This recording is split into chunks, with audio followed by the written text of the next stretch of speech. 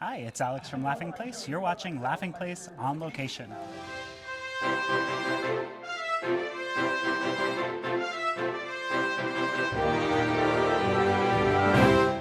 We're here at the Children's and Family Emmy Awards. This is the first time this ceremony has been held here in New York City. So join us on the red carpet as we talk to some of Disney's biggest nominees. I mean, I just couldn't believe it when they asked. I was like, really? Are you sure? Me? But you know, I love it because I feel like I get to do so many different things in this business, and now I get to really celebrate everybody who does that tonight. So I feel privileged and honored and just thrilled to be here. Congratulations on your nomination for Spidey and His Amazing Friends. I'm very excited. Yeah, now to a whole young generation, you are Peter Piper. Was Spider-Man a big deal for you when you were really little? Huge deal. It was my favorite, and I've wanted to be Spider-Man since I was very little, and I got just about as close as you can get. Yeah.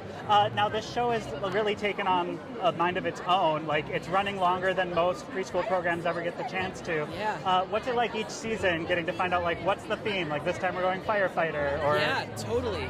It's super, super fun, and I don't know. We just did Dinosaurs, which was awesome. I got to become a dinosaur. And the most recent season is Pirates. And that was a huge deal for me because I grew up watching Jake and the Neverland Pirates.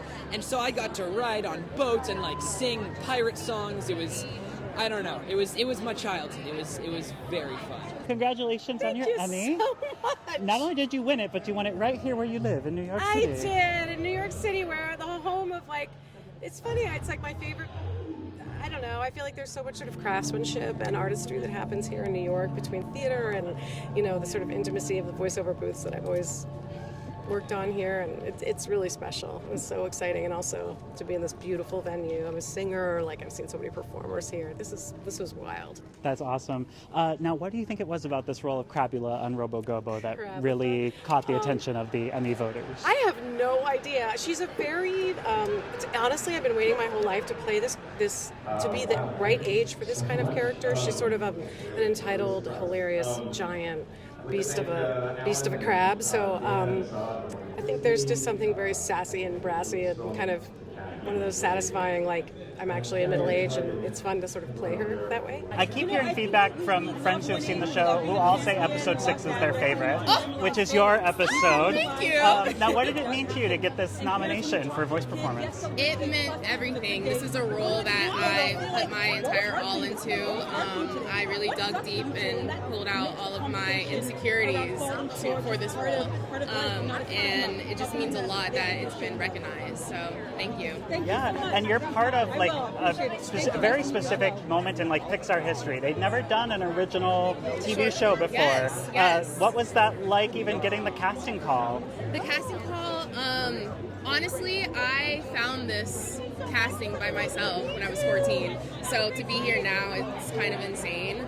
But it was a very long journey of auditions, callbacks, meetings. So when I finally got it, I was like, okay, now I can work. Let's go. But it was surreal. What did this mean to you when you got the nomination for your performance? I was truly in shock and in awe when I never in a million years thought I would be here tonight. It's crazy. 10 years ago, I was here at the Lincoln Jazz Center for a school field trip. And being here now is wild. I grew up with extreme anxiety and stage fright, and so I feel very, very blessed that I'm here tonight. And I just hope it's a reminder to everyone that if you have a dream, go for it. Do it. Push yourself outside your comfort zone because you never know what can happen. Now, fear and anxiety are both Pixar characters. Yes, they are. So what's it mean to be part of the Pixar family like that? Oh my goodness, I feel so lucky to be part of the Pixar family. I mean, growing up, I love Pixar movies. I'm a huge Pixar fan, and growing up, I saw the first film when I was 6 years old on my 6th birthday. I had just moved to New York City, and I was feeling all the same emotions as Riley was, and that was the first time I really connected so deeply with the character on screen. And so then 10 years later, to be able to play her is just so surreal and such a dream come true. Congratulations on your nomination for Uliana. I can't believe it. I'm so so grateful to be here. Well, I'm so grateful that you're here. This role has really taken you a lot of places, including Yes. around the country on the Descendants Yes. Zombies tour, which just launched in video form on Disney Plus. I know. Well, what's it like to be all over the place with this music? I'm so grateful because I grew up on this music. I watched Descendants, and so to be a part of something that had such a powerful legacy is truly a blessing, and I wouldn't be here today if it wasn't for them. So I'm just so grateful, and I can't believe I'm here. I am so excited for you. Thank you. Now you're obviously enmeshed in the Disney family. Your character is part of The Little Mermaid. Amber Riley is here nominated as well. Can I just say, Amber Riley is my girl. That's my sis. I've been watching her since Glee. I love her down. So what does it mean to you to be in this company, knowing that Amber Riley is going to be coming down and nominated in a different category, that we've got Monique Coleman here presenting. Monique is here? Monique is here presenting. Stop. So what does that mean to you to just know where you were as a child watching Monique Coleman and Amber Riley, that you're now connected by Little Mermaid with Amber, you're connected with Monique by High School Musical. Yeah, Monique Coleman is literally my bestie. I love her so much. I remember when I first got High School Musical, I texted her because I had done her talk show. Everybody go watch Gimme Mo. Done her talk show, and I was like, hey girl, I'm playing kind of a similar character. And she sent so much love, and we've been connected ever since. She is such a talent. She is such an amazing human being inside and out. Please go watch what she's doing next because she's a star.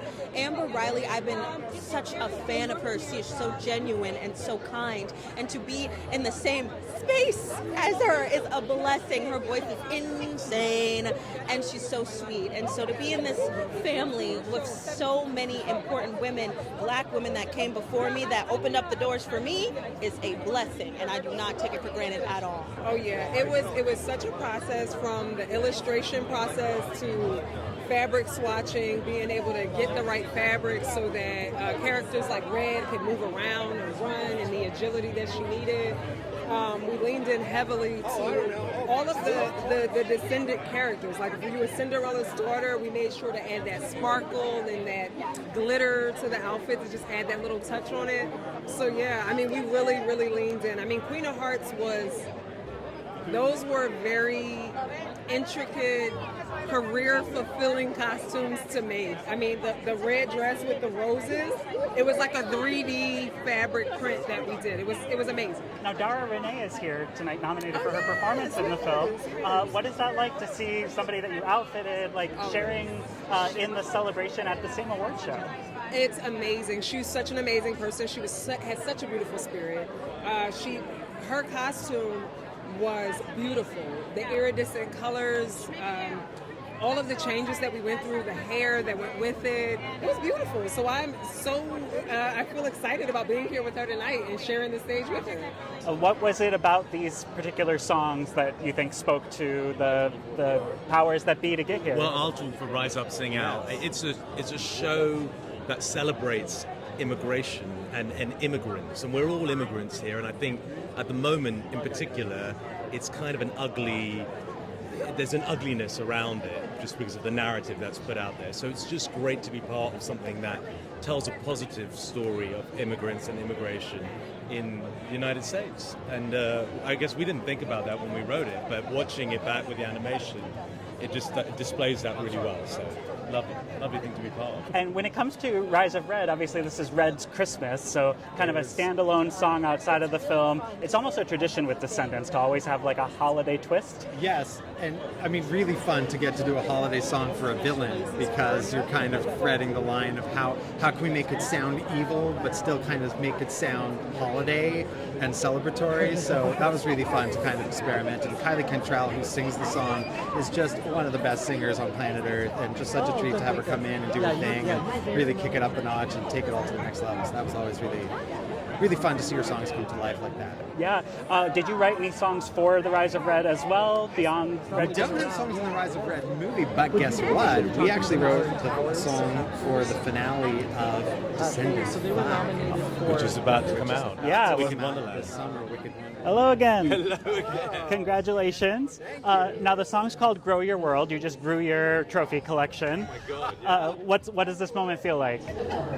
So it's soaking in now. It's soaking in. When it happened, it was very surreal, I've got to say. We both just were like, what? And we were up in the bleachers somewhere, and suddenly we had this Mission Impossible dash to an elevator that was waiting. They pressed it. We went down. And we were like, surreal. Oh, are you up? No, this is your category. Next one. He's up for another one. Gotta get back in there. Run that way. Well, I won't keep you guys too long, but I'm rooting for you again, so hopefully you come right back. Now, you mentioned Mission Impossible style running before, but that must have been like a whole sprint. That was surreal times 2, to be standing here already so thrilled and already shaking like a leaf, and to see that happen and have to run back in there. Never thought in a million years it would have happened once, let alone twice. So this is honestly crazy and a dream come true. Congratulations on your win for Descendants, The Rise of Red. Now, when you're approaching a project like this, there's such a legacy with Disney Channel original movie musicals, choreography, going back to like High School Musical and the Wildcats dance. Do you approach it with that level of difficulty in mind, knowing like kids are going to try and learn all these moves? So sometimes I try to just put that aside, do the number of what I think, and then I'll go back and think, you know what, I just want to see kids do some of the steps that I've come up with would just be the ultimate. So then I go back and think of things that kids might want to do and can do on their own. So definitely it's something that I figure into the choreography. And the wealth of talent on this film alone, starting with Kylie Cantrell, who's been dancing since she could walk. Yeah. What was that like, getting to choreograph for people who are just so talented? It's amazing to have actors that can actually dance. So giving Kylie anything, she could do it all. It was, she worked so hard, but she could actually, she's an amazing dancer. So from my point of view, it's been incredible to work with those kids on that. It was a big project. So on the makeup side, we had to create something that worked with the wigs, that worked with their character, and worked with their wardrobe. So red has to be, of course, red, and then, Chloe's character had a lot of blues. But the thing that made it so easy for us is we had a great canvas to work on. Kylie was amazing, Malia was amazing, all the other characters. Even Dara, we wanted to do a little tentacle on that dance, and she was so all for it. But basically, we had a great color palette that we created, and that made it good. And then, one last thing I want to mention was this was the last film that my late sister and I worked on together, and it's for her. What do you think it is about this show that keeps getting all this recognition even after it's gone off the air? Sure, yeah. I think people love Moon Girl because not only is it aspirational, she's an incredible character who has incredible abilities, but it's also showing what America really is right now, which is a melting pot. There's so much diversity in our show, and we celebrate it and honor it, and it's a great message to put out there, especially right now. Now, fittingly, this year's Children's Family Emmys is here in New York City, which is the setting of Moon Girl and Devil Dinosaur. Does it feel like she could be around any corner as you're walking the streets? Yeah, it's fun to be on the streets where the cartoon is set. Moon Girl takes place in the Lower East Side, and I grew up here in New York as well, in Manhattan. I went to high school like 2 blocks away, so it's really amazing to be back here and to celebrate the show and also the city. Last year, I believe you won for Super Kitties. I did. So this is like 2 nominations back to back for different roles. What a dream. Yeah. Congratulations again. Thank you. Now, what was it like to get this news? It was such a shock. Honestly, it was such a surprise. I figured if it never happened again after last year, I would count myself very lucky. And I guess now I count myself very, very lucky. Hi, Yvette, Nicole. How are you? I'm good. How are you? I'm good, Annie. Congratulations. I just saw you. I was just at Zootopia We just too. saw you at Zootopia too. I know your face. Oh, Yes. thank you for Good to recognizing see me. you. You had the Robin Hood shirt on. Yes, yeah. Now it's Peter Pan. Love. Now, congratulations on this nomination for Thank Cookie you. Monsters Bake Sale. Thank you.